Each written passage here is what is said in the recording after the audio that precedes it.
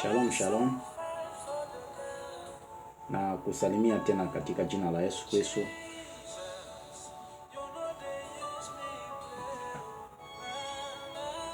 Na kusalimia pote pale wiko katika jina la Yesu Kristo, kama ni Bwana na Mwokozi wa maisha yangu na yako. I greet you once more in the name of Jesus Christ as our Lord and our Savior. Na tunaendelea kumshukuru Mungu juu ni wakati tena mzuri hii Mungu anatupatia. Sio wote anapata hii wakati, hapana. Kuna bengine rafiki yako, ndugu yako alikombanisha kupata hii wakati kwa, lakini ashioni. Sasa kwa neema ya Mungu, kwa upendo wa Mungu, mie na weye tunapata hii wakati.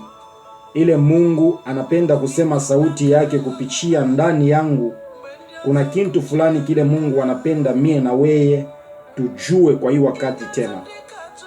Shijue muda yako kama ikuje.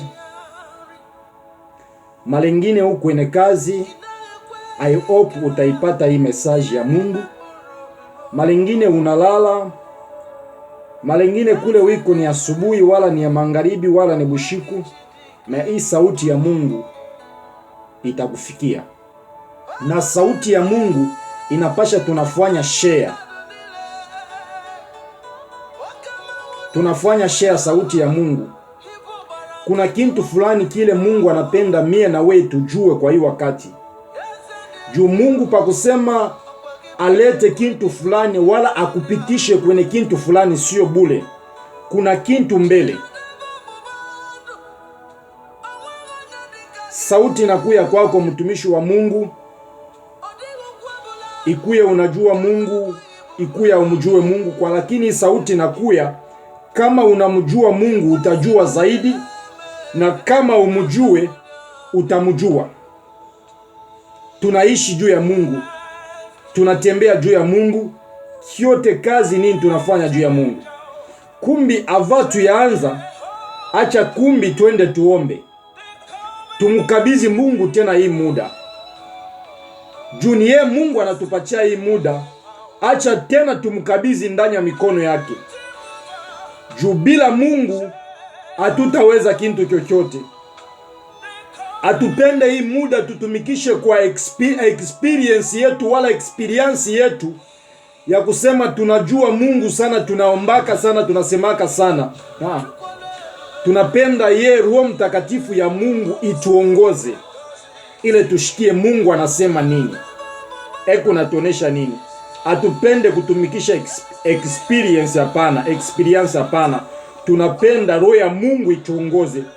Jumie na wewe hatuwezi kumongoza Mungu, ni ile Mungu kwenda kutuongoza. So basi acha tuombe, tumkabidhi Mungu hii wakati, tumkabidhi Mungu hii moment ila anatupatia. Tutaenda kuomba na wewe pale utakuya tu mpresence ya Mungu. Ujue sio mie naenda kuongea kwa, lakini ni Mungu, upendo wa Mungu. Juu anasema vizuri kwenye kitabu kia John 3:16 kwa Jean 3:16, anasema kwa gisi Mungu alipenda mie na wewe, njo kwa maana alitoa mtoto yake.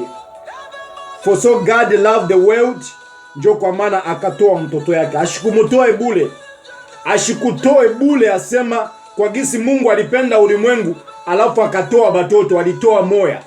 Kwa gisi Mungu alipenda mie na wewe tupate hii muda ya kwenda kushikia sauti yake, njo kwa maana akatoa mtoto yake. Basi acha tuombe, tumkabidhi ye Mungu wa Ibrahimu, Mungu wa Isaki na Yakobo. Tumwachie hii wakati, tumwambie ajitukuze, tumwambie ajionese. Basi unaweza kufunga mencho yako pale wiko pale, utaanza kunifuata iko na nifuata. Acha ufunge mencho yako, acha umkaribie Mungu. Basi tuombe, twende tuombe katika jina la Yesu Kristo. Basi mfalme Mungu, mchungaji wa mataifa yote, baba yangu, hatuna bantu bazuri kama gisi unasema kwenye kitabu kia Roma 3Ds. Unasema kama kuna mtu mzuri kwenye dunia, au useme kwenye inchi, unasema kwenye dunia mzima, hakuna mtu anaweza kulipika ndani ya kiladi yake ya kusema mimi ni mtu mzuri. Hakuna Baba.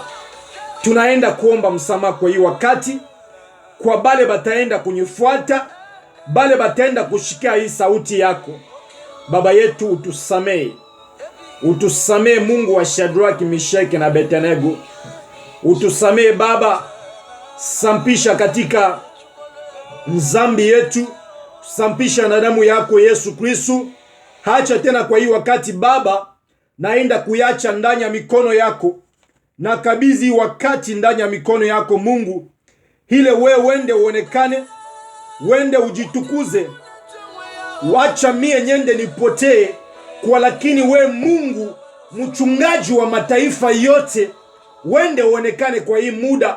Kwa sauti yako twende tubarikiwe, kwa sauti yako twende tupate kibali yako, twende tupate mwangaza yako kwa hii wakati tena, kwa maana we ni Mungu unaumba kila kitu kyote kwa uwezo yako na nguvu yako. Jina yako ibarikiwe, jina yako ipewe sifa kwa hii wakati unatupatia hii muda Baba. Acha Mungu hii sauti yako kunakuya ilete mwangaza, itushindie, ituprotege hata bale beku nenda kuishikia Baba. Acha Mungu sauti yako ikwame matunda ndani yabo, ni kupitia jina yako Yesu Kristo, kama ni Bwana na Mwokozi wa maisha yetu. Tunaomba na kusema amen. Sema amen très bien. Pale pote wiko, pale pote unanishikia, pale pote unanifuata wala utanifuata, sema amen très bien. Mungu akubariki na Mungu akuye na we. Acha Mungu atoshe mashito ya dunia, akupatie mashito ya kiroho, ile ushikie sauti yake. Mie na we tushikie sauti yake, ile itatulinda, ile itatuprotege.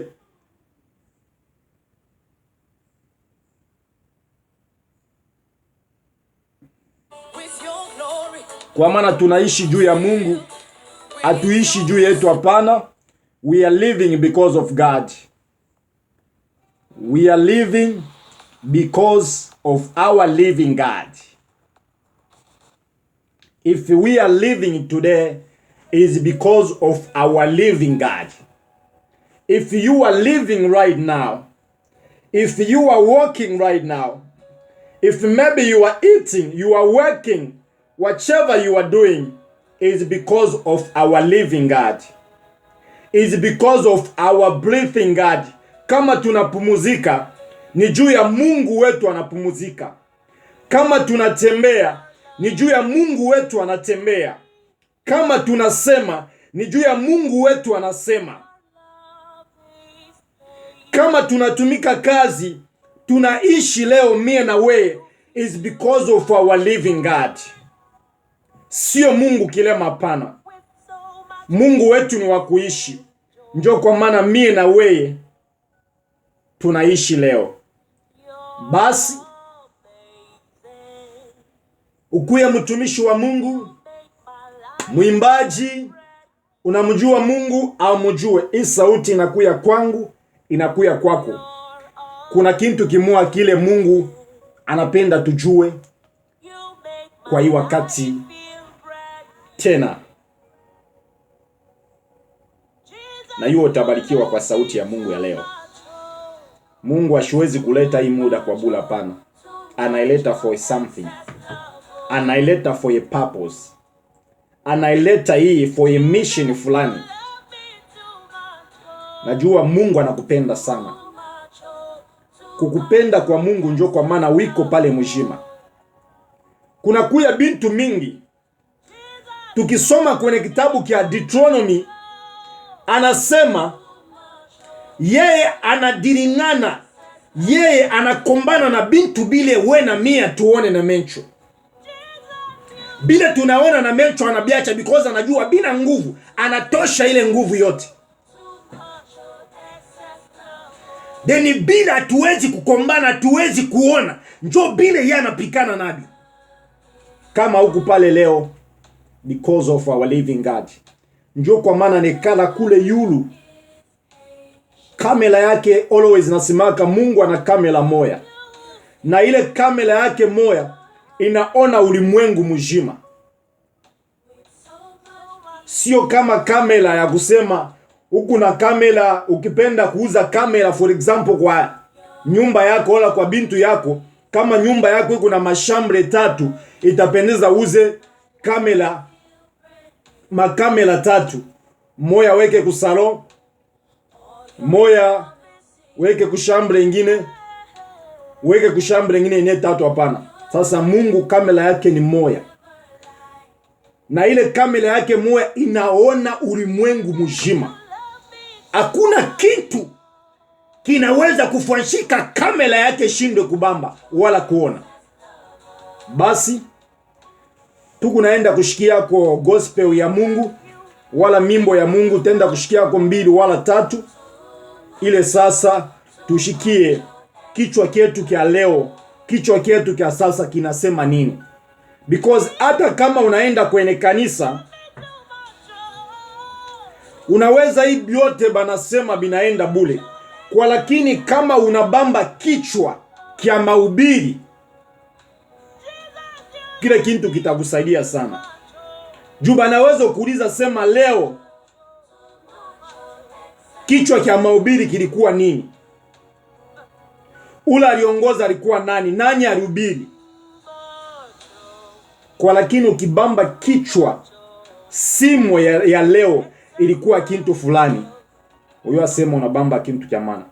So please, kuya muntu wa kushika kichwa cha mahubiri, kendo kuambia kichwa chetu cha leo, Mungu pa kusema atarishe vyakulia, ashitarishe vyakulia vya buchungu. Hapana, anatarisha vyakulia vya kusema we mtoto ya Mungu, we mtumishi wa Mungu, kikulia bile vyakulia upate sante, uote matunda mazuri.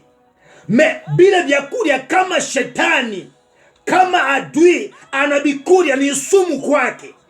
Kwa lakini wewe ukibikulia binaleta vitamini, binaleta sante, binaleta mafanikio. Njo gisi Mungu anatarisha vyakulia kwa hii wakati.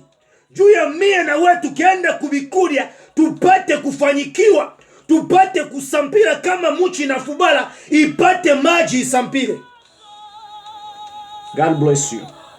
Acha tushikie mimbo ya Mungu kidogo, moya wala 2. Tunaenda kushikia mwimbo kwa huyu mwimbaji anaimba Ema.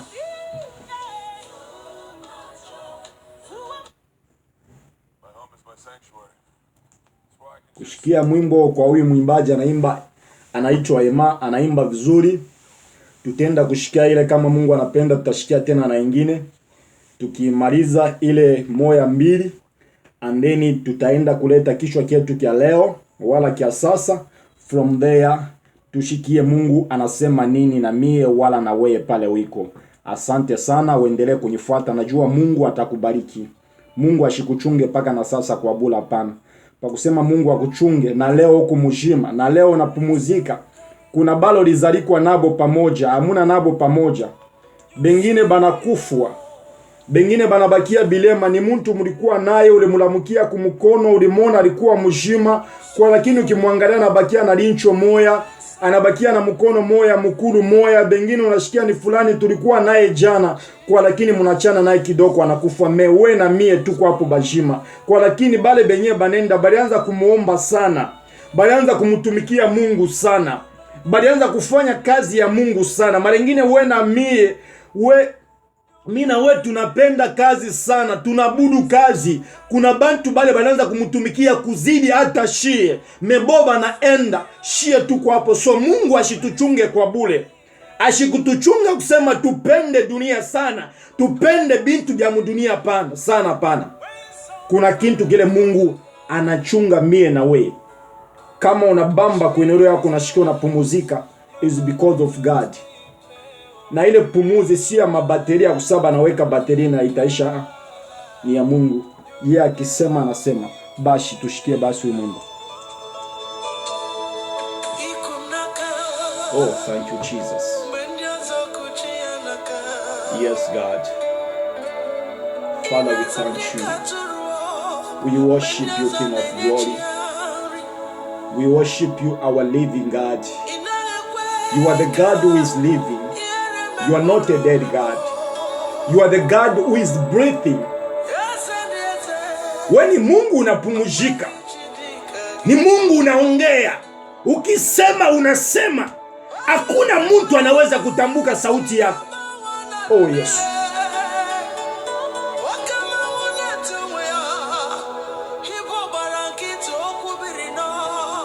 Oh, thank you Jesus.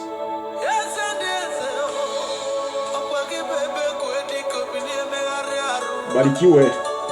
Najua Mungu ataenda kubariki. Mungu anapenda ujue sauti yake. Anasema kwenye kitabu kia Jean 8:32, anasema utajua ukweli na ukweli utakuweka huru. Asiseme kama utajua mzambi wala bongo na ule uongo utakuweka huru. Hapana, anasema utajua, batoto yangu mutajua ukweli na ule ukweli utamiweka huru. Mukijua ukweli mutakanyanga padawa itamifanya kintu. Mutakanyanga nyoka bintu vya dunia abita mifanya kintu. Why? Because munajua ukweli. Ule ukweli unamipanga munakuya huru. Mie na wewe tukijua ukweli unatupanga tunakuya huru. Tutatembea fashi yote. Hakuna kintu kitatufanya kintu. Because tunajua ukweli. Tunajua Mungu ni nani. Mungu anapenda nini. Kwa nini alimutuma Yesu? Alimutuma Yesu akuwa nini? Tunamwamini Yesu kama ni Bwana na Mwokozi wa maisha yetu. So hakuna kitu kyokyote kile kinaweza kuya kitu tenkeshe wakati tunashimama muukweli wa Mungu. Mie na wewe tukishimama muukweli wa Mungu, hakuna kitu kyokyote kinaweza kututachina. Because we stand in the truth of God.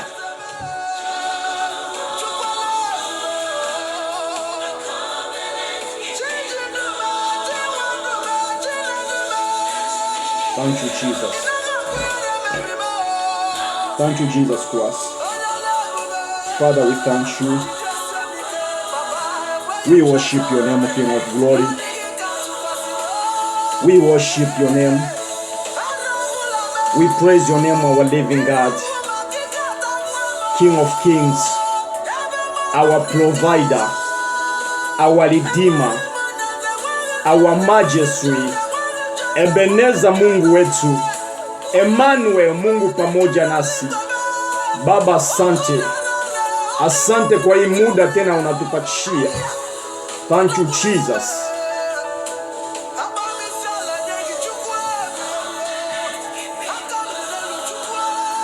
Covenant keeping God.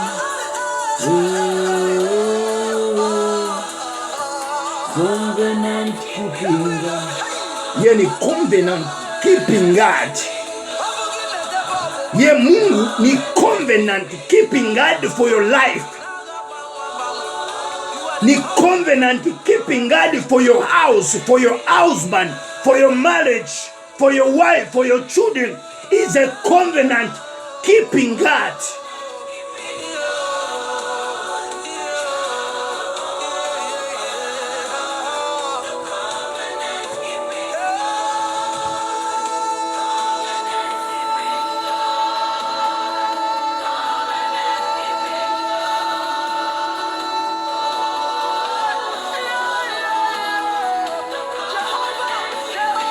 Thank you, Jesus. Father, we thank you. Nyimbo ya Mungu tunaenda kushikia. Njoo tuko tuingie msauti ya Mungu. Najua utabarikiwa kwa sauti ya Mungu pale wiko. Hii sauti ya Mungu sio mimi naitarisha, hapana. Sio mimi naipika hii sauti ya Mungu, hapana. Niye Mungu njoo anaitarisha. Niye Mungu njoo anaipika. Na ashipike wala anaitarisha juu ya michi wala juu ya nyama, hapana. Kwa lakini anaipika hii sauti yake, anaitarisha sauti yake juu ya kusema wende ubarikiwe, juu ya kusema wende ufanyikiwe. Because wakati Mungu aleta hii sauti, anaona kuna muchi na ile muchi inakauka, which means inasafuta maji, na ikipata maji itasampila majani, ikisampila majani itaota matunda. Ndio kwa maana Mungu analeta sauti yake. Kwa hii wakati najua sauti ya Mungu itakufikia, ukuye unaekala, ukuye unatembea, ukuye kwenye kazi, ukuye unalala, ukuye unalamuka, ikuye asubuhi, ikuye mjua, magharibi, bushiku, sauti yake itakupata. Na kama inakupata, solution itaonekana kutoka kwa Mungu. Njoo wa masolution.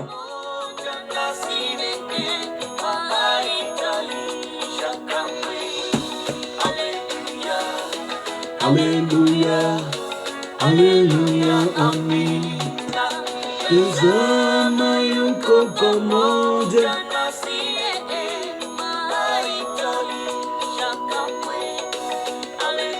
Thank you Jesus.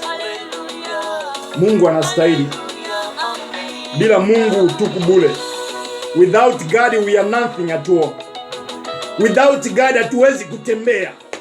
Bila Mungu hatuwezi hata kulala na kulamuka. Ukilala unalamuka ni juu ya Mungu. Na wakati unalamuka, pika magoti, usema asante. Kwa maana unaishi juu ya Mungu. Unatumika juu ya Mungu. Unasoma juu ya Mungu. Unakulia juu ya Mungu. Unaongea juu ya Mungu. Inapaswa na mshukuru Mungu.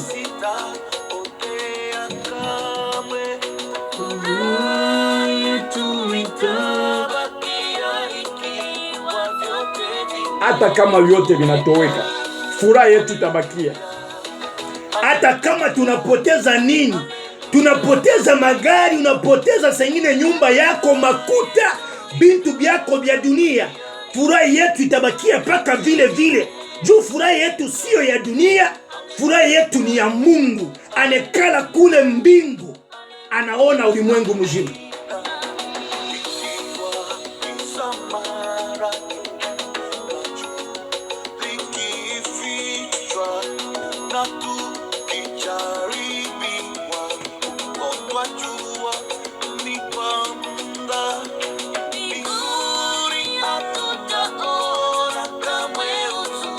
Mbinguni hautaona huzuni, hautaona magonjwa, hautaona mashida.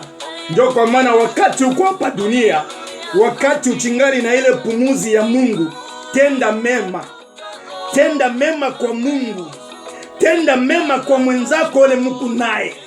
Ndio kusema jina yako yaandikwe kwa kile kitabu. Kama gisi last time tulisema, kwa bale bantu balikuya 72 bakakuya na furaha. Inaandikwa mkitabu cha Mark. Wakati ulisoma last time, kwa bale balitufuata balibarikiwa sana, ya kusema banakuwa na furaha, mapepo yanatoshimia, magonjwa inaisha nini. Kwa lakini pale pa 20 kwa kile kitabu cha Mark 10:17, ukifika pa 20, Mungu Yesu akabambia, furahieni ya kwamba majina yenu inaandikwa kwa kile kitabu. Hapana kufurahi jua kusema unafanya milaka. Na ile siku ya mwisho akwambie kama sikujue. Na umwambie yote milifanya kwa jina yako. Militaya mampepo ilikimbia kwa jina yako. Na yeye akwambie yote ulifanya sio kwa jina yangu, ni kwa jina yako.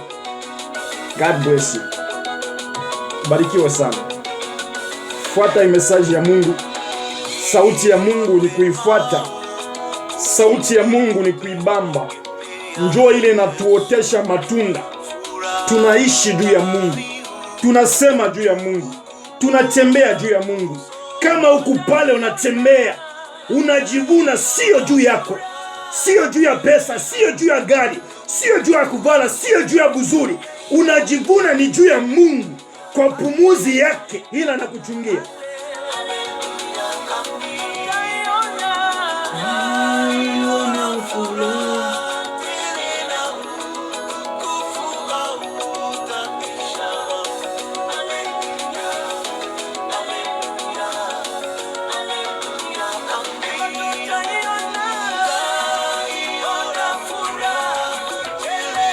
Be ready. Tunaanza kuingia msauti ya Mungu. Be ready kwa kubamba kichwa chetu cha leo wala kichwa chetu cha sasa. Kinasema nini?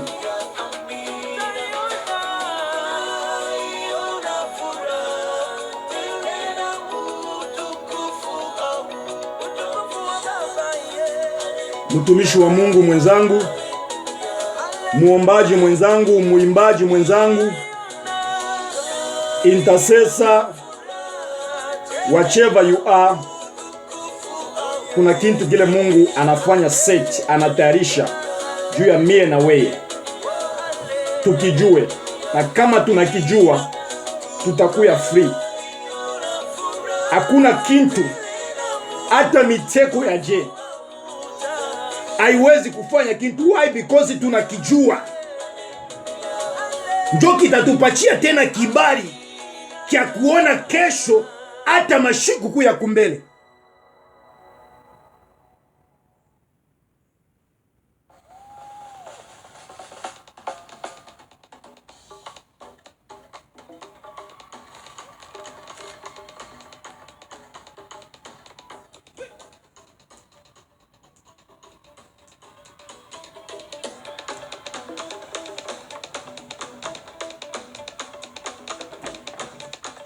Barikiwa sana. Napata gospel ya Mungu. Karibu tuingie message yetu ya leo. Kuya lady pale wiko. Kuya lady unaweza kwenda, unaweza kubeba big, unabeba na kae, inakuwa very important. Inakuwa nasaidia sana. Unaweza kuona mtu hata kwenye kanisa kuna kitabu nini, kuna njika, bila vitu vinakuwa nasaidia. Kama bikusaidie wewe,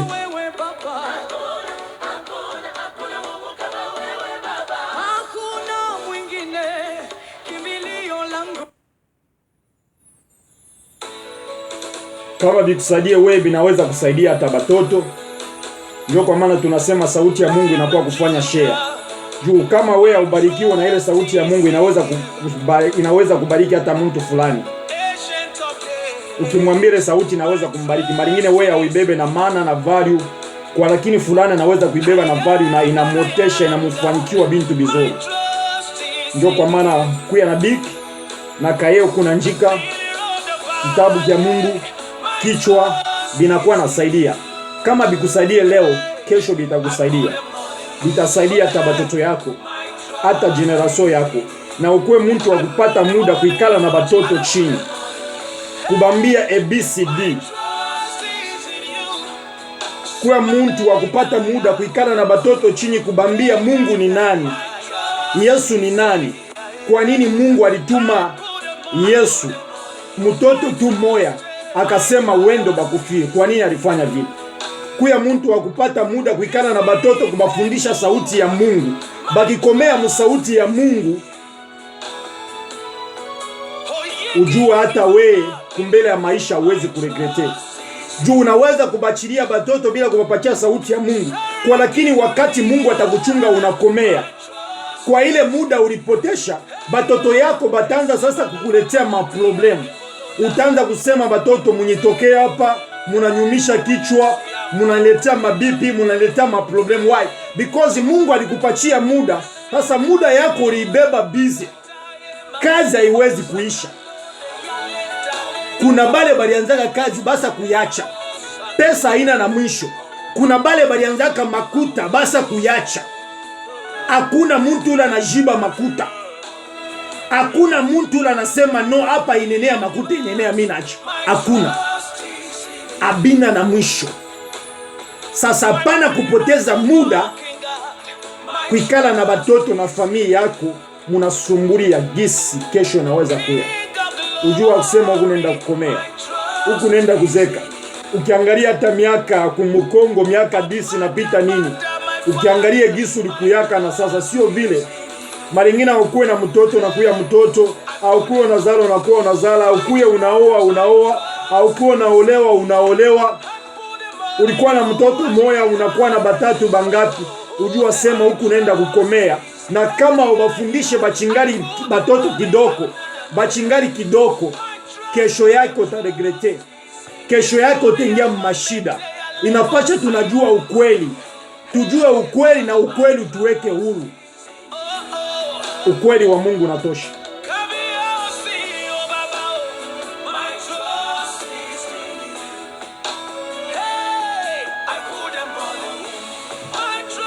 My trust is in you.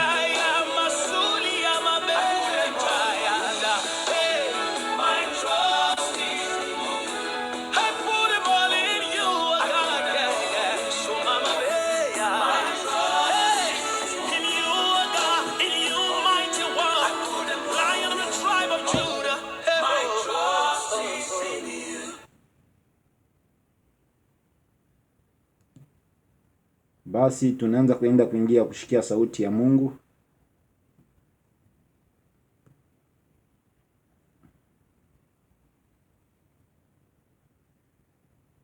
Tunaanza kushikia sauti ya Mungu.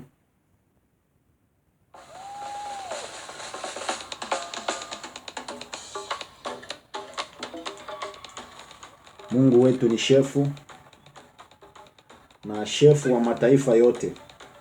Mungu wetu ni president wa mataifa yote, sio president wa nchi moja. Mungu wetu ndio mwenye anatuchungia mapumuzi ya mataifa yote. Mungu wetu ni boss.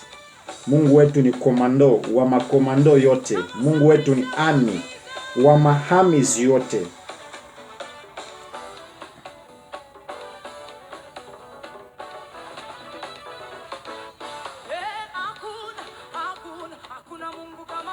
Na kichwa chetu kia leo wala kichwa chetu kia sasa,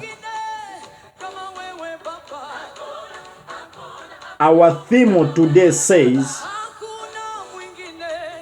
kichwa chetu kia leo kinasema, napenda nirudie mara na mara hile mie na wewe tushikie tujue, ile tushipotee tutoke munjia ya Mungu.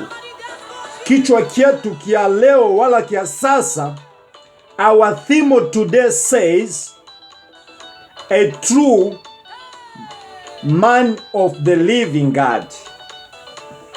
A true man of the living God.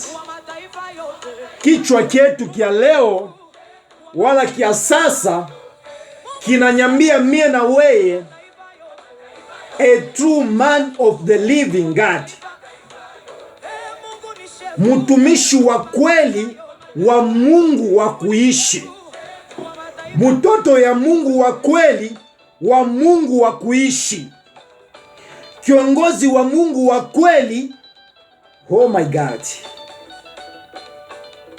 Kiongozi wa kweli wa Mungu wa kuishi.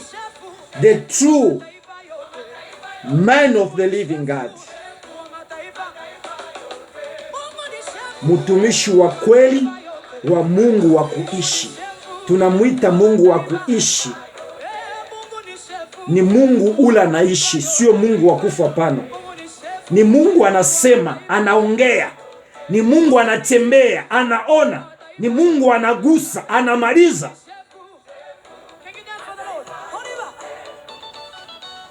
Kichwa chetu kia leo narudia mara na mara, napenda mie na wewe tukijue tukishikia. Kinasema, our theme today says, a true man of the living God. A true man of the living God. Mtumishi wa kweli wa Mungu wa kuishi. God bless you.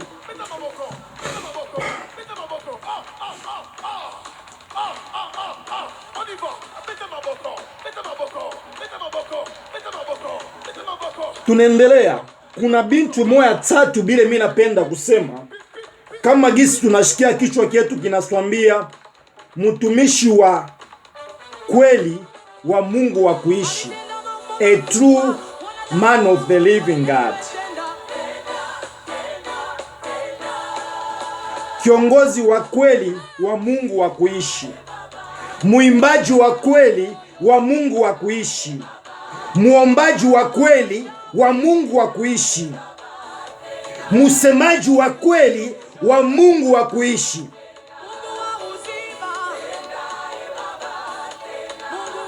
a true singer of the living God. God bless you. God bless you. God bless you. Mungu kama anaipika, anaipika. Na Mungu kama anatayarisha, anatayarisha. Mungu kama anaweka kitu yake na anakwambia hiki ni kyako, hakuna mwingine anaweza ukitosha. Hata kama huku wapi, hata kama ku distance ya je, kile kitu kitaikala pale na mpaka pale utafika unakibeba, because ni Mungu anakipika, ni Mungu anakitayarisha juu yako.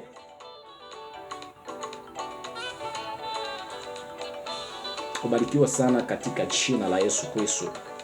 May God bless you and may God fight for you. For whichever battle you are going through, may the living God fight for you. May the God of Shadrach, Meshach and Abednego fight for you. He's a good God. Ni Mungu mzuri. He's a God who speaks. He's a God who sees. Ni Mungu anasema.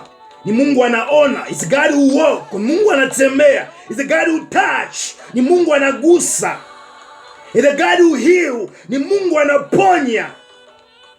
He's a good God. Ni Mungu mzuri.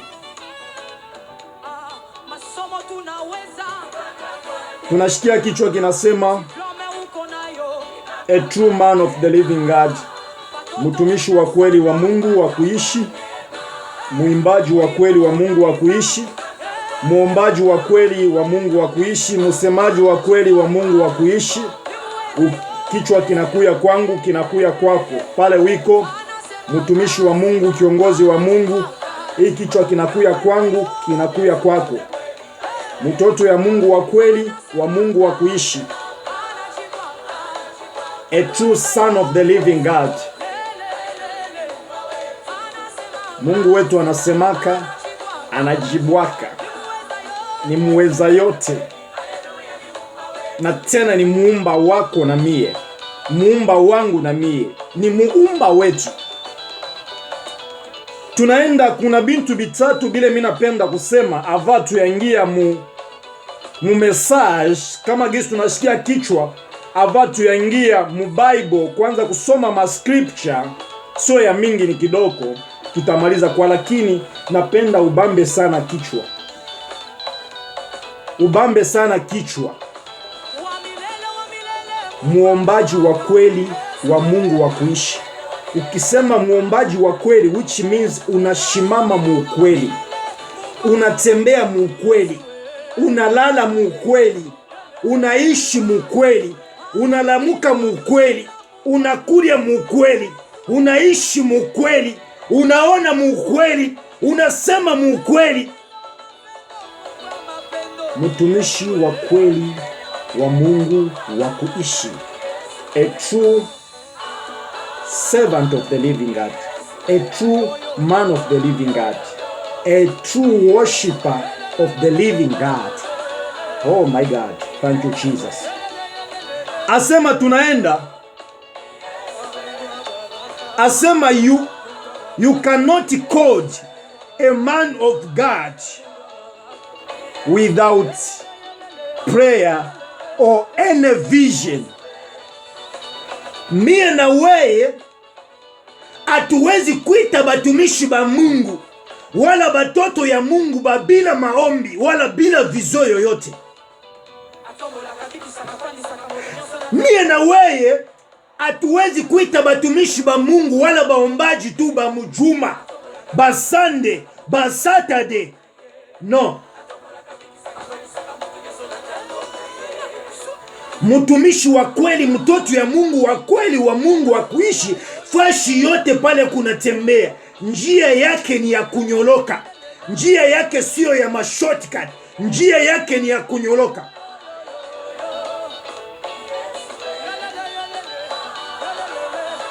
Njia yake sio ya kwenda kama ni nyoka kisa na tembeaka, hapana. Njia yake ni ya kunyoloka straight.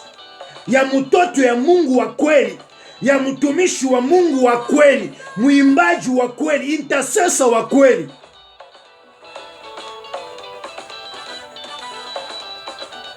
Number one, kile ni kitu cha kwanza.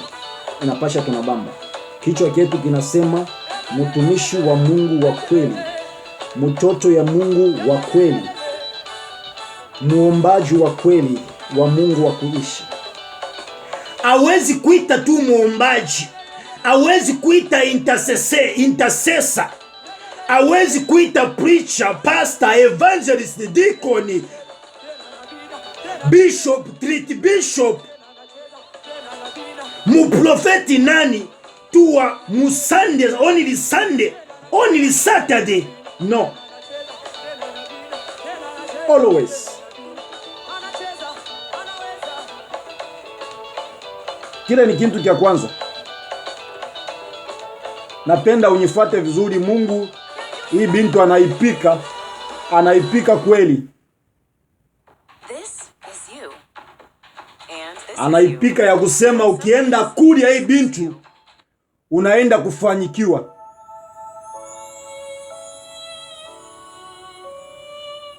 Hawezi kuya tu mtumishi wa Mungu, ule ni muombaji, anaombaka sana.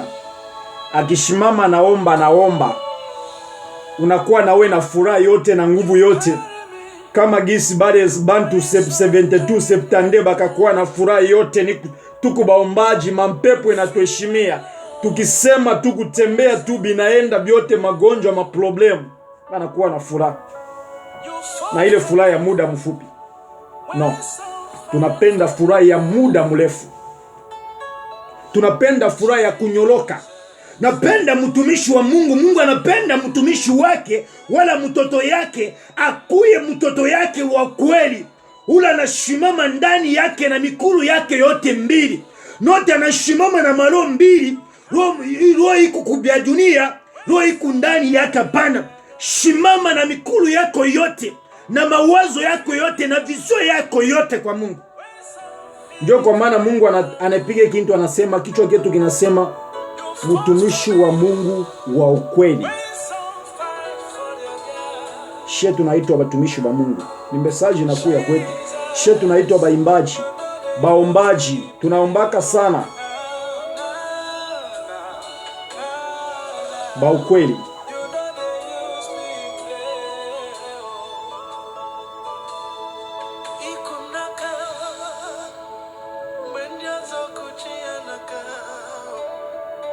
Tunenda kitu cha pili juu ya maombi. Sema prayer is a weapon. Juu wakati unaitwa batumishi ba Mungu wa ukweli, which means tunashimama ndani ya maombi, ndani ya prayer. Tunashimama tuku baombaji ba ukweli ba Mungu. Na ile prayer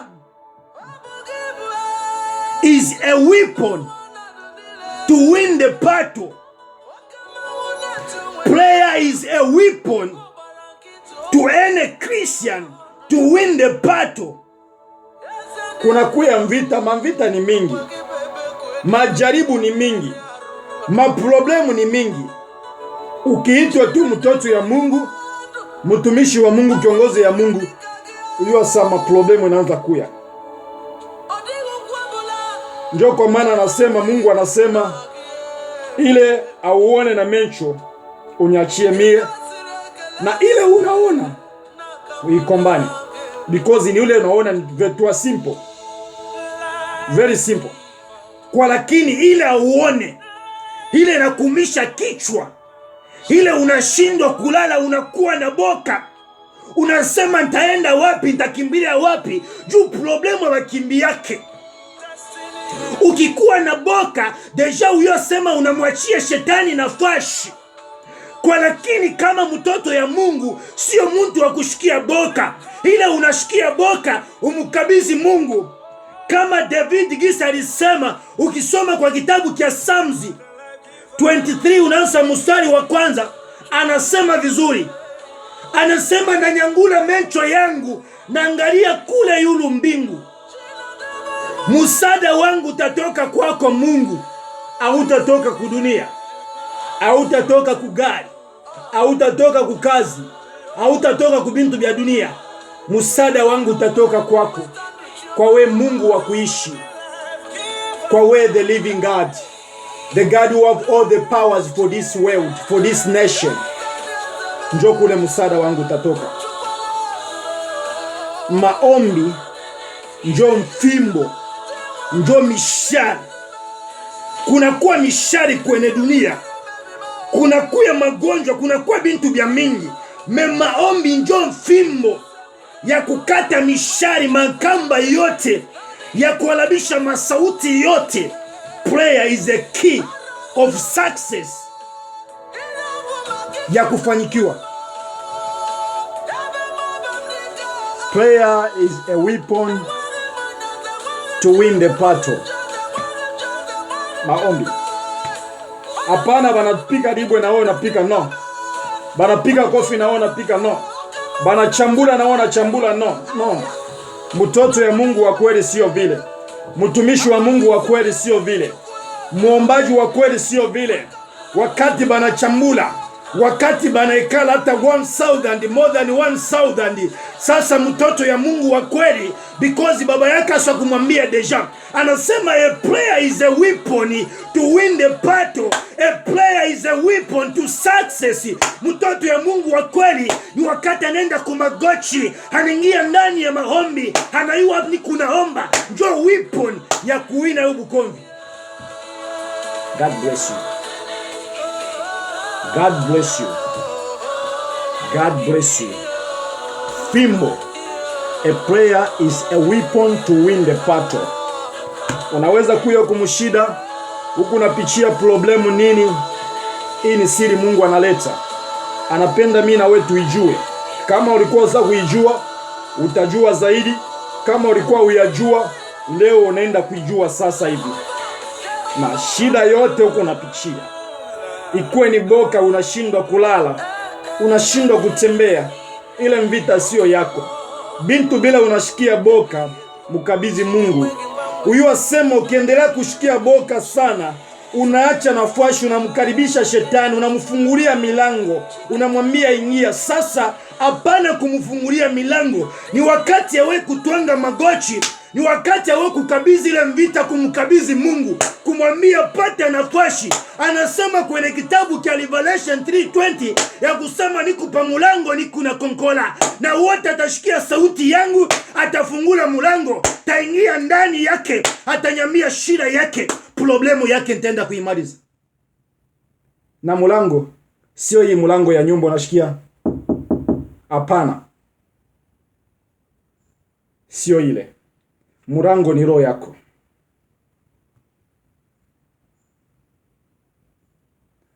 Roho yako njo mulango.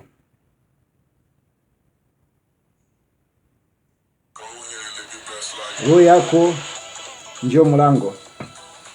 Kuna kwa wakati mmoja unashikia huku, unashikia tu mwa kuomba,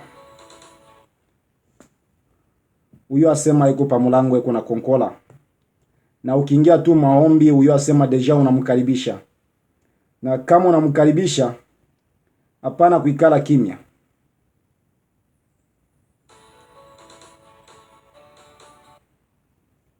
Ukimkaribisha, hapana kuikala kimya.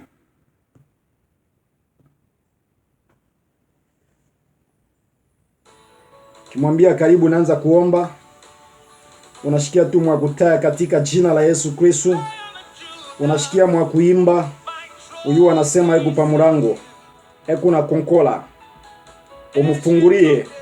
Na kama unamfungulia ningia, hapana kuikala kimya.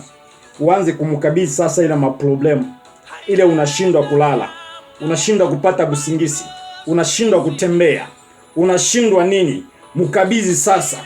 Ile ya nguvu umpachie, hapana kumpachia ile ya simple, ile unaweza kumaliza we mwenyewe, ile bakia nayo. Umpachie ile ya nguvu, ile uwezi, ile nakumisha kichwa, inakuletea mawazo, mpachie. Mpachie na umtumanie yeye Mungu. Ni yeye alikuumba, yeye ndio kuna uwezo ya maisha yako. Na huyo asema maisha yako yote kwa mikono ya Mungu, iko mkono yake. Akipenda ufanikiwa utafanikiwa, kama apenda usifanikiwa utafanikiwa. Your life iko ndani ya mikono ya Mungu. Hapana kuogopa kitu chochote. Fear not. Our God is able. Ukijua tu ukweli, ukweli utakuweka huru, utakuya na boka. Na ukishindwa kujua ukweli, utakuya na boka. Utangaika. Utaona kama dunia mzima inakuchukia. Utaona kama dunia mzima iko na kuwazia kufanyia bibaya. Why? Because uko na boka. You have fear inside you. Sasa ni wakati ya kutoa kile kiboka, kiesprit ya shetani kile. Kitoke ndani yako. Roho ya Mungu ipate fwashi.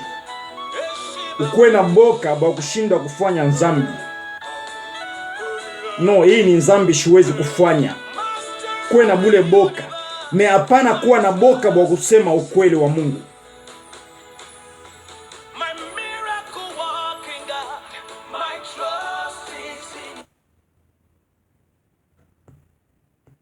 Tunaendelea. Tulishikia pale nasema vizuri. Maombi, a prayer is a weapon to win the battle. Tunaenda tena ingine. Na tena njo mfungulo is a key to reach heaven and to speak with our living God. A prayer is a weapon to win the battle. Na tena ni mfungulo ya kugusa, kutenkesha kichi kile Mungu anaikalia. Na tena kusumbulia na yeye baba yetu mwenye alikumba mimi alikumba wewe. A prayer ndani ya maombi njoo nasumbulia naye. Hawezi kusumbulia naye mkukombana. Hawezi kusumbulia naye mubintu vya dunia. Unasumbulia naye wakati unaingia ndani ya maombi. Njoo unaanza kusumbulia na mfalme, na yeye shefu wa mataifa yote, mchungaji wa mataifa yote, unaanza kusumbulia naye. Hawezi kuita mtumishi wa Mungu, muombaji, muimbaji, nani, intercessor, bishop, prophet, pastor, treat bishop, nani juu ya Sunday, Saturday, bana kuinvite fash fulani njoo napenda kushaina. Hapana. Mtumishi wa Mungu wa kweli ni wakati yote ekupaka mtumishi wa Mungu wa kweli. Hapana wakati ile ya maombi ya kanisa nini anashaina. Me wakati atatoka kidogo kanisa, atatoka kidogo mpresence ya Mungu, anaenda kufanya vitu abistahili. Hapana, mtumishi wa Mungu wa kweli njoo kichwa chetu kia leo. Mtumishi wa Mungu wa ukweli. A true man of the living God. Muimbaji wa kweli wa Mungu wa kuishi. Muombaji, intercessor wa ukweli wa Mungu wa kuishi. Msemaji wa sauti ya Mungu wa ukweli wa Mungu wa kuishi. Mungu wetu anaishi.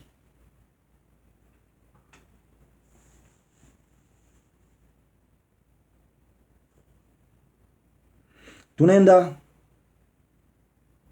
ilikuwa sema a prayer njo mfungulo to reach heaven and to speak with our living God.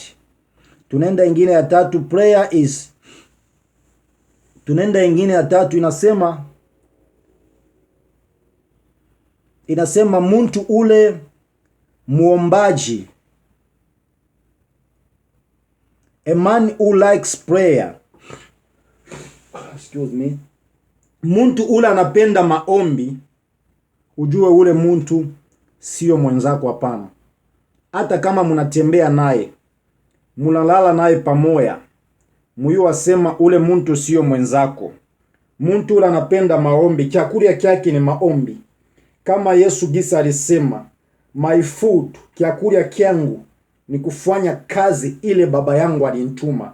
My food is to do the will of the one who sent me.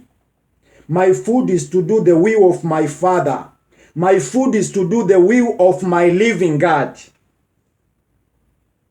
Uyuwe ule muntu sio mwenzako. Hata kama munacheka naye, juu muntu ule anapenda maombi, hata kama munapanga naye bulafiki, bule bulafiki habuwezi kwenda mbele sana. Juu wewe kuna bile utapenda, kwa lakini ye muda ya mingi atakuwa ni ndani ya maombi, which means ile friendship haitaenda mbele sana. Ujua sema muombaji, muimbaji, ula anamtumikia Mungu wa kweli, that man is not your friend. sio rafiki yako. Inapaswa unajua kila kitu, mtumishi wa Mungu mwenzangu, and God bless you for that. Na atakuya different, atachana na bantu bengine. Kama gisi tunasema, jo mtu ule anapenda maombi, anapenda sauti ya Mungu. Unaweza kuya sengine unapenda kupeleke fashi fulani. Kwa lakini asa kusema hii sanjo nitaenda kusoma sauti ya Mungu. Hii sanjo nitakuwa naomba, nitakuwa nasumbulia na Mungu. Kwa lakini wewe ule wakati utapenda, atakwambia no.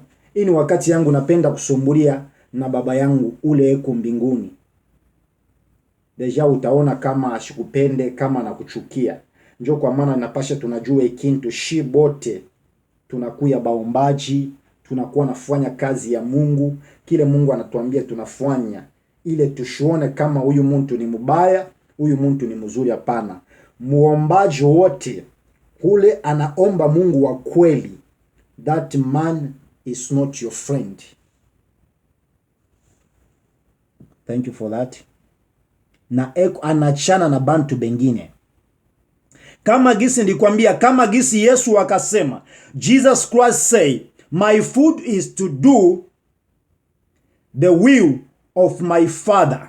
My food is to do the will of my Father. Yesu Kristo mtoto ya Mungu akasema, kiakulia kyangu ni kufanya mapenzi ya ule alinituma. That's my food, to do the will of my Father.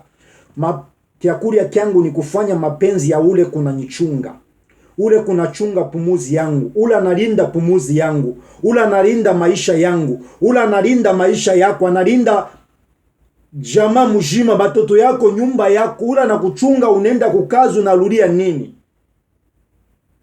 To do the will ya ule anakuchunga, mapenzi ya ule anakuchunga. Njoo kiakulia kyako.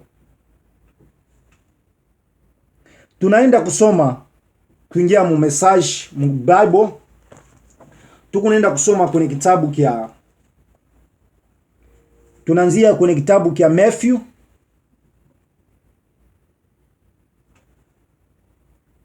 Kitabu kia Matthew, Matthew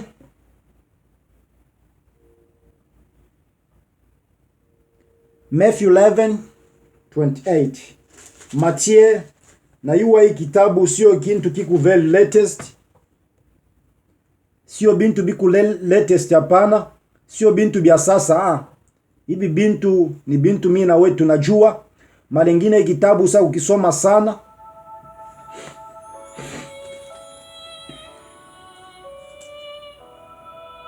Matthew 11:28. Hii kitabu sasa ukisoma sana. Kama wewe ukisoma leo njoo mara ya kwanza utakishikia. Na kama usikisoma utaenda kukisoma zaidi na ukishikia zaidi. Sikia sauti ya Mungu gisi inasema. Ni kitabu kia Matthew. Hata kama usoma unakijua kitabu. Kitabu kia Matthew 11:28 kinasema. Anasema come to me. Come to me. Huyu ni Mungu sio mie. Ni mwenyewe alikumba, mwenyewe anakuchunga paka na sasa pale wiko. Anasema come to me. Anasema come to me, kuya kwangu, all of you who are tired. Mungu anasema kuya kwake, mwe bale bote munachoka, mwe bale bote munalemewa na miziko, mwe bale bote munalemewa na maproblem, munalemewa na maboka, munalemewa na magonjwa na mashida, ile munashindwa. Anasema come to me, all of you who are tired. Kitabu cha Mungu kinasema vizuri, akikotole akiseme mkuye kwangu. Sauti ya Mungu aiseme mkuye kwangu, mwe bale mku na furaha, mwe bale mku na sante, mku na vitamini, mku na maisha mzuri. Hapana, anasema vizuri, kama uko kilema, kama unaona ulimwengu na kuhangaisha sana, kazi na kuhangaisha sana, bibi yako anakuhangaisha sana, bwana yako anakuhangaisha sana, batoto yako banakuhangaisha sana, maisha yanakuya nguvu, wende huku kunakuya nguvu, kila kitu kyote kinakauka. Ndio kwa maana analeta tena message, Anasema kuya kwangu mwe bale bote munachoka. Munachoka na dunia. Munachoka na magonjwa. Dunia inamiletea mashida. But huyu ni Mungu mwenye alikuumbaka, mwenye alikuchungaka paka na leo. Anasema kuya kwangu mwe bale bote munalemewa na mizigo. Come to me. This is God is calling you. Asema back, come. Ulienda unasema utaweza we mwenyewe. Uliona kama utaweza maisha we mwenyewe. Uliona kama utaweza ndoa yako we mwenyewe. Uliona kama utaweza kazi yako we mwenyewe. Uliona kama we mwenyewe njoo weye. Hakuna kingine. Mesasa na kuita tena. Kujua yeye ni baba mzuri. Ni mtu kunafanya care batoto yake. Wakati yote bushiku najua. Anasema come to me all of you who are tired. Miziko. Unajua mtu kama anabeba kitu cha bushito pa kichwa, anashikia shingo yote inaingia. Me wakati ile utafika kule huku naenda tu. Huku naenda na kulempa. Why? Because unabeba kitu cha bushito. Huku naenda na kulempa. Huku naenda na kulempa.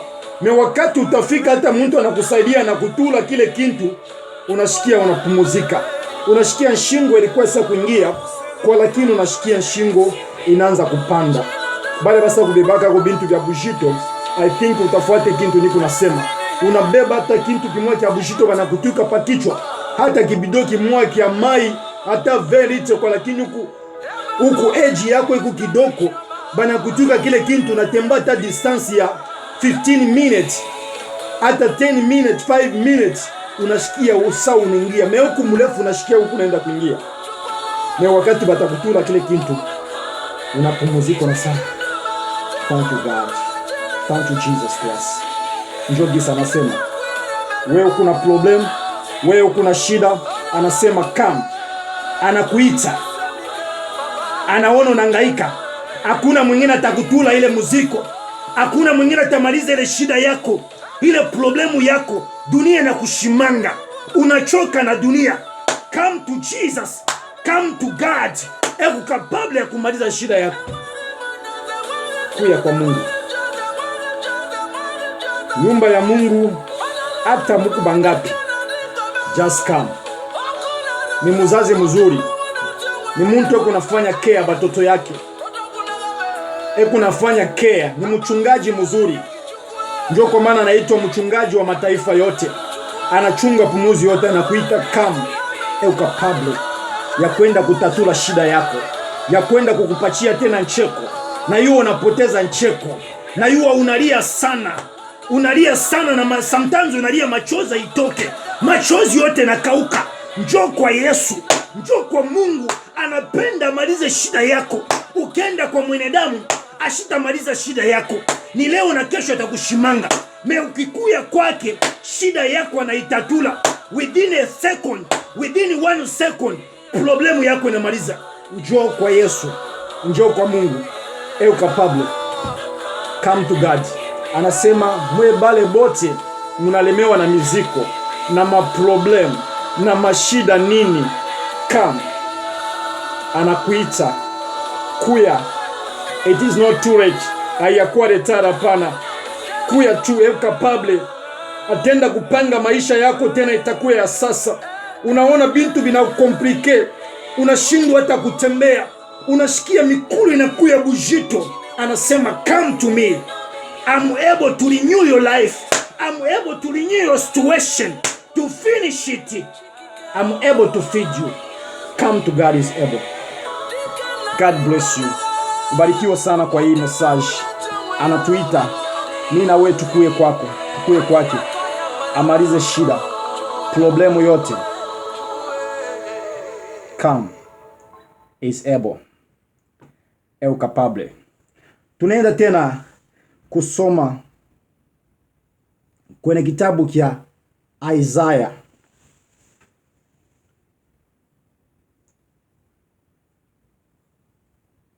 Kitabu kia Isaiah. Isaiah 66:1-3. Tukunaenda kusoma kwenye kitabu kia Isaiah 66 mstari wa kwanza mpaka na 3. Isaiah 66.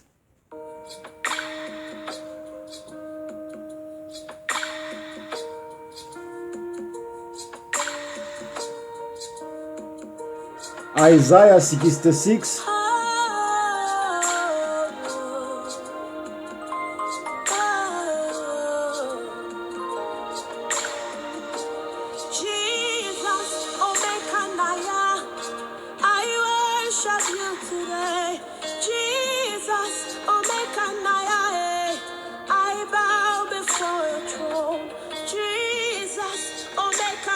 Isaiah 66 mstari wake wa kwanza mpaka na 3. Tushikie tena gisi anasema. Kama gisi tunatoka kushikia, anatuambia kama kuya kwake. Just come. Bring your problem. Bring your sickness. Bring your situation. Bring your crying. Unashindwa kuzala. Batoto banakuangaisha. Bwana anakuangaisha. Bibi anakuangaisha. Maisha, kazi, nini? Bantu ba dunia. Anasema come. Come. Capable ya kwenda kumaliza ile shida. Tunaenda kusoma kitabu cha Isaiah 66 na mstari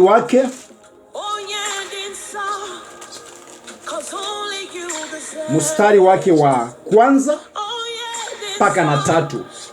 Kitabu kia Mungu wala sauti ya Mungu ni kuisoma polepole ile tufanye understand. Na hata kama kunatokelea koyo yote, apeli yoyote, siwezi kuipokea. Juu niko nasumbulia deja na Mungu. Hata kama uko kwenye maombi, uko nasumbulia na Mungu, uko nafanya kazi ya Mungu.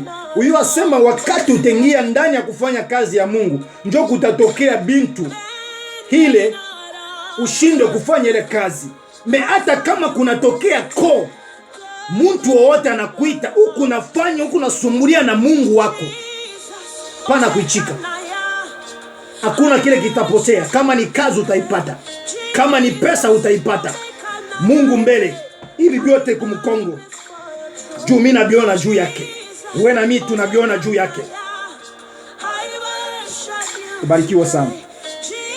Hii kitabu tunaenda kusoma tena katika jina la Yesu Kristo kama ni Bwana na Mwokozi wa maisha yetu. Hii kitabu kinasema vizuri. Kinasema the Lord says. Mungu anasema. Isaiah 66 kwanza pale mwanzo mpaka na 3. Asema the Lord says. Mungu anasema. Sikia ndugu yangu mpendwa. Sikia my family. Sikia my relatives. Sikia my mother, my father. Sikia gisi Mungu anasema tena kwa hii wakati. Anasema kwa mimi na wewe. Asema the Lord says. Mungu anasema. Mfalme anaongea, chef anaongea. Kama Mungu akuongea, dunia mzima inekala kimya. Hakuna wa kutenka, hakuna wa kutembea, hakuna wa kufanya miso yake. Hakuna hata kidogo. Because mfalme kuongea. The boss is speaking. Thank you Jesus. God bless you. I can't imagine what I would be. Yes, God. Yes, Alpha and Omega. You are the first and last King of glory. Wenje uliumba mbingu na dunia. Na kule kumbingu kaikala. Jua kusema uone ka ulimwengu kote kashima. Ka dunia kajima. Keku ndani ya mikono yako. Hakuna pla yoyote naweza kufanyika bila honi. Asema the Lord says. Mungu anasema. Unifuate vizuri. Asema the heaven is my throne. The Lord says the heaven is my throne. Mbingu ndo kule kuna kichi kia utukufu. Kichi kinajala utukufu kiko kule mbingu. Anasema kule mbingu ndo kuna kichi kia utukufu kiangu. And the earth is my footstep. Na dunia ni fashi ya mikulu yake kukanyanga. Hapa dunia pale mimi na wewe tuko ni fashi ya mikulu ya Mungu kanyanga. Kama mikulu ya Mungu inakanyanga, magonjwa itatokea wapi, itapichia wapi? Because anaikanyanga.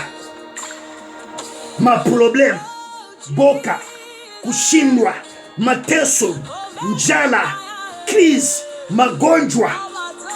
anakanyanga na mikulu hapa. Kule mbingu njo kule kuna kichi cha utukufu. God bless you. Anasema vizuri,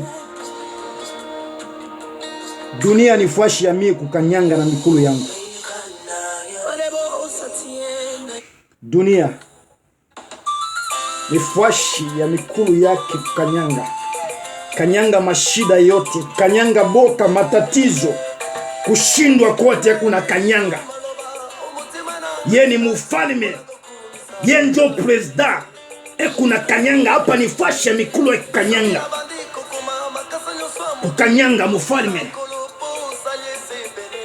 Na anasema vizuri, what kind of the house then could you build for me?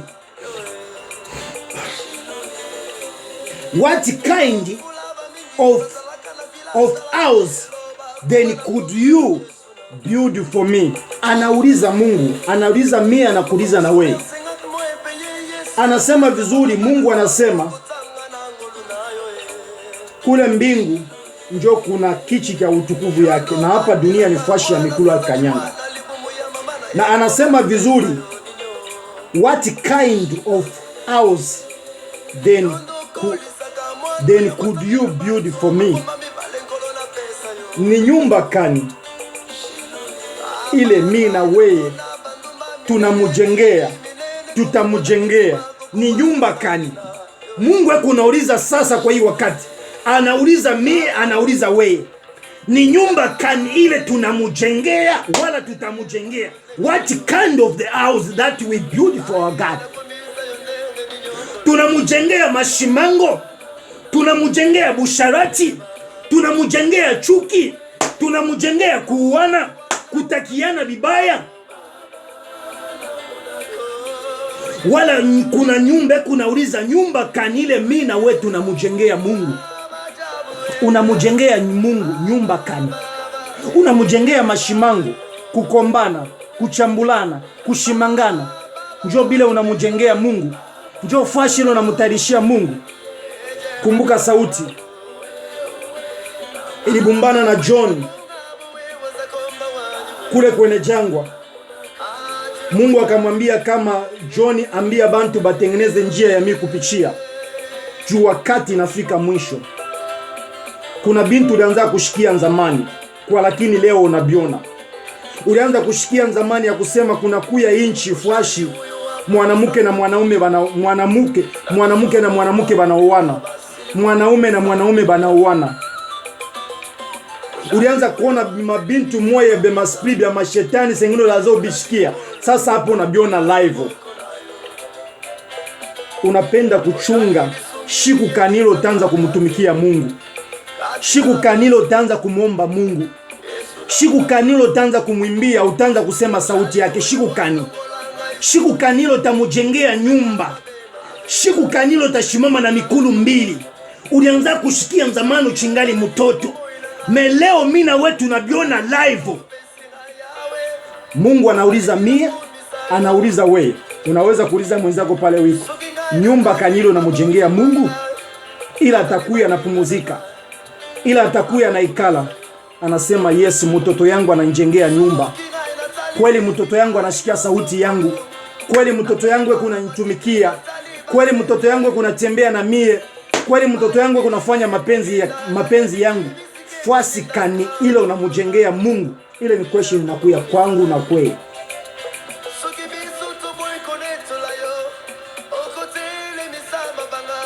Anasema what kind of place for me to live in? Ile ilikuwa ni nyumba. Hapa anauliza fwashi kani ile mie Mungu wako ndikuumba mitaishi. Nitakuya mina pumuzika, nitakuya nafikia, takuya naingia fashikani. Kumbuka sauti ya Mungu inasema your body is the temple of God. Mwili yako ni temple ya Mungu. Kama ndani yako munayala ma problem, munayala kuwaziana vibaya nini, sasa Mungu atafikia wapi? Roho Mtakatifu ya Mungu itaikala wapi? Njoo kwa maana kuna kuye wakati kama sisi batumishi ya Mungu tunaanza kutumikisha tu ile experience. Juu milianza kuomba. So tunaanza kutumikisha nguvu yetu. Tunaanza kupenda kumongoza Mungu. Familia hatuwezi kumongoza Mungu. Mimi na wewe hatuwezi kumongoza Mungu. Ni yeye Mungu kutongoza. Ni yeye Mungu kukongoza wewe. Hauwezi kumongoza Mungu, hapana. Hakuna hata siku moja utamongoza Mungu. Hakuna hata siku moja utaongoza Roho Mtakatifu ya Mungu. Ni Mungu kukongoza. Ni Roho Mtakatifu ya Mungu kwenda kuongoza wewe. Hawezi kumongoza hata siku moja. Hapana kutumikisha experience, hapana. Usitumikishe nguvu yako. Acha nguvu ya Mungu ikutumikishe. Acha Roho Mtakatifu ya Mungu ikutumikishe. Hapana kutumikisha kichwa yako. Hata kama banakuita nani?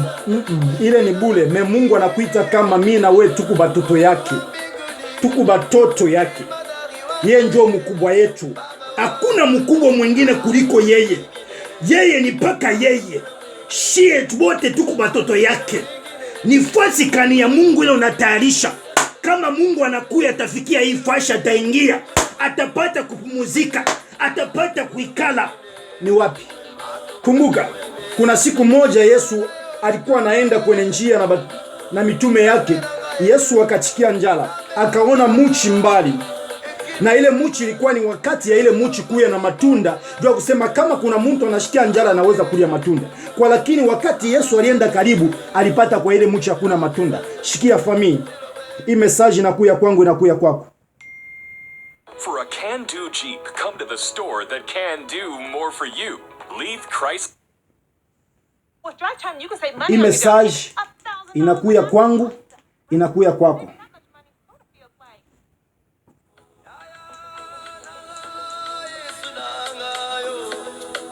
Shikia. Wakati akachofa karibu akapata kuile muchi hakuna matunda. Na mitume yake ilibakia ngambo kwenye balabala. Asema Yesu alisema sauti kwa ile muchi. Ashikuseme tu kwa muchi, alisema kuanzia kumishishi. Jua kusema kama alisema kwa muchi, ile mayani ilipasha ukauka, kwa lakini ilipasha kubakia na mizizi na ota tena. Kwa lakini Yesu alisema sauti kwanza kumishishi kakauka na muchi kakauka, na ile muchi aiwote tena hata na sasa. Sasa na wewe ujue kama huku muchi, na ujue kama gisa anasema ni nyumba kanu na mujengea, ni fashi kanu na yatayarisha. Kuna kwa wakati atapenda kukutumikisha kama mtoto yake. Na kama hauna ready, huyu asema atasema sauti, maisha yako itakauka. Finansi yako itakauka. Kazi yako itakauka. Buzazi wako butakauka. Ndoa yako itakauka. Maisha yako itakauka. Hautasonga mbele. Why? Because umujengee nyumba. Ndani ya nyumba yake munayala bintu bibaya. Munayala mashimango. Munayala chuki kuuana. Munayala kutakiana bibaya. Alisema sauti ile muchi kakauka. Na wewe be careful, mtumishi wa Mungu, muombaji, muimbaji. Kichwa chetu kia leo kinatuambia mtumishi wa Mungu wa kweli, muombaji wa kweli, mtoto ya Mungu wa kweli. Ni wakati Mungu anatuambia tukue ready. Kuna wakati atapenda kututumikisha. Shie ni biumbe vyake.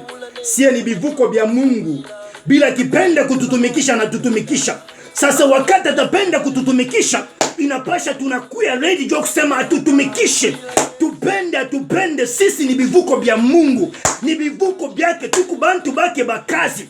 Inapasha tunakuya ready anytime. Akipende kukutumikisha, akutumikishe. Hapana ndani yako munayala bintu vya dunia, munayala paka pesa, munayala paka chambulana kuwazana vibaya. Hapana. Nifuasi kani ile utamutarishe kama na kuyafikia. Hii message inakuya kwako. Ni message moja nguvu sana. Inaweza kuonekana kama ni joke, kwa lakini inakuya kwangu, inakuya kwako. Nifuasi kani unamutarishia Mungu.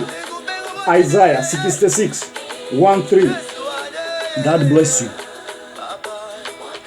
Na tu inasema, I myself created the whole universe. I am praised with those who are humble and repent with fear. Anasema ni mie Mungu mili umba ulimwengu mzima na mili tukuziwa wala mili furahia kwa ile milifanya. Na mina furahia kwa bantu bale beku ambo muntu ule anajishusha. Na muntu ule kunaomba msamaha kama wakati unafanya kibaya. Ikuwa unafanya mtoto yako kibaya umuombe msamaha, sio ya kusema juu kwa mtu mkubwa. Sio ya kusema juu kwa mama yako ni muzara seke na pasha kumfanyia pa kibaya, wala kwa baba yako kumuyomba yake. No. Ukifanya kibaya lazima uombe msamaha. Hata huku pastor, hata huku bishop, hata huku evangelist, deacon, elder, trinity bishop nani, lazima unaomba msamaha. Anasema kuna furaha kwa bantu bale beku nafanya lipendi bana tubu nzambi yabo. Bana omba msamaha, unisamehe. Hapana kunibeba paka sani kwa mtu mzuri. Kitabu kia Roma 3, Waroma 3:10 kinatuambia hakuna mtu mzuri hata moya kwenye dunia. Sisi bote tuku batendaji banzambi.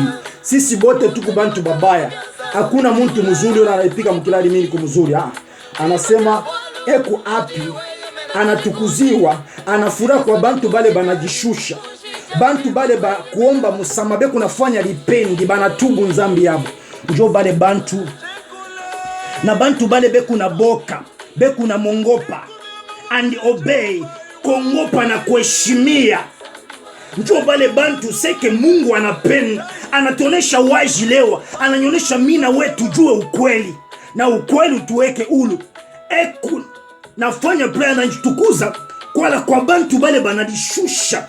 Banaonekana bapole bapole ba Mungu ba ukweli, noti bapole kumpembeni beku nafanya bintu abisaya.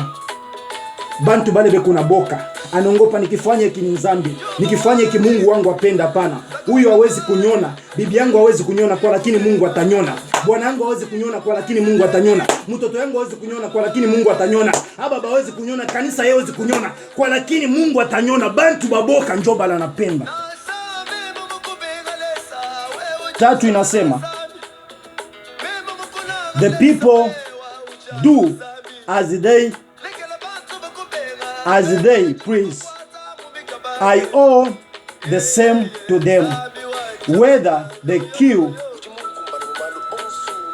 be as a sacrifice or sacrifice human being, whether they sacrifice a lamb or oh my God. Ubarikiwa sana. Hii message naipendaka, message moja mzuri sana. Unaweza kuisoma hii message kwa polepole uifuate mzuri, utabarikiwa sana.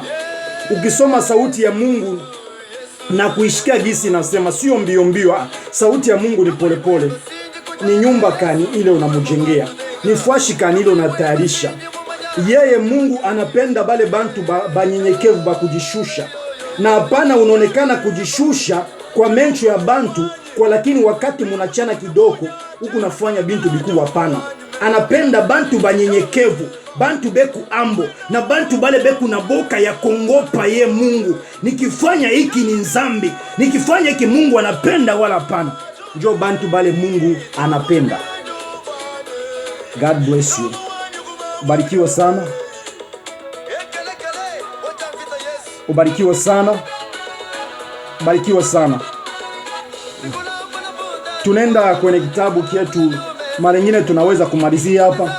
Tunaenda kwenye kitabu kietu kia Revelation. Revelation ni kitabu kia mwisho. I mean roho ya Mungu ilinyongoza tena miliongea hapo. Kitabu kia Revelation. Revelation ni kitabu kia mwisho kia New Testament. Kitabu kia mwisho kia New Testament.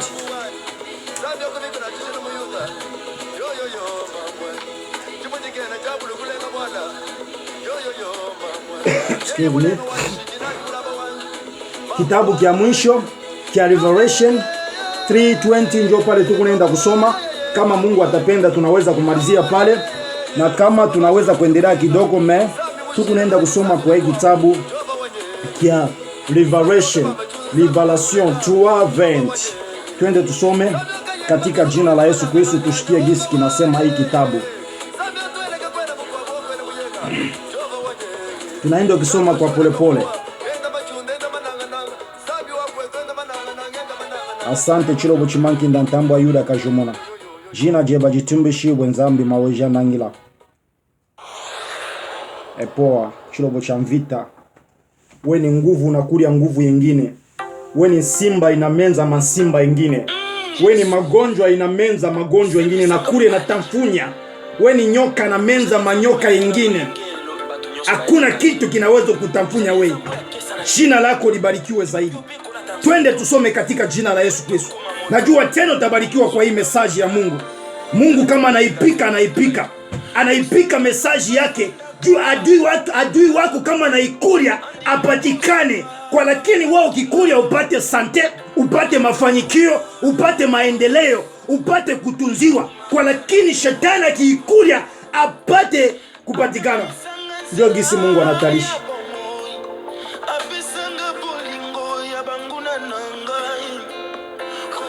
Thank you, Jesus Christ. Father, I thank you. I thank you, my living God. You are God. You are God, King of glory. Thank you, Jesus Christ. God bless you. Whichever place you are, may God bless you. Acha fashi yote le wiko. Ubumbane na hii sauti ya Mungu. Na kama unabumbana na sauti ya Mungu, ibadilishe maisha yako. Sauti ya Mungu ikale ndani yako, magonjwa, shida yote. Sauti ya Mungu ikale ndani ya nyumba yako. Problemu yote ipotee katika jina la Yesu Kristo. Pepo yote ya bifu, ya magonjwa, ya kutoka wapi, ya mandoto nini, ishindwe in Jesus mighty name. Tuende tusome katika jina la Yesu Kristo. Kitabu kia Revelation 3:20 naenda kusoma katika jina la Yesu Kristo. I'm going to read in the mighty name of Jesus Christ as our Lord and our Savior. Inasema 20 inasema, listen, shikia. Tunashikia. Listen, shikia. I stand at the door. Na shimama pa mulango. Mulango kama gisi mili sema sio hii mulango ya nyumba. Unashikia mtu anakuwa na shimama na konkola. Hapana. Mulango anasema ni roho yako. Njo mulango yake. Roho yako njo mulango yake. Anasema listen, shikia na shimama pa mulango.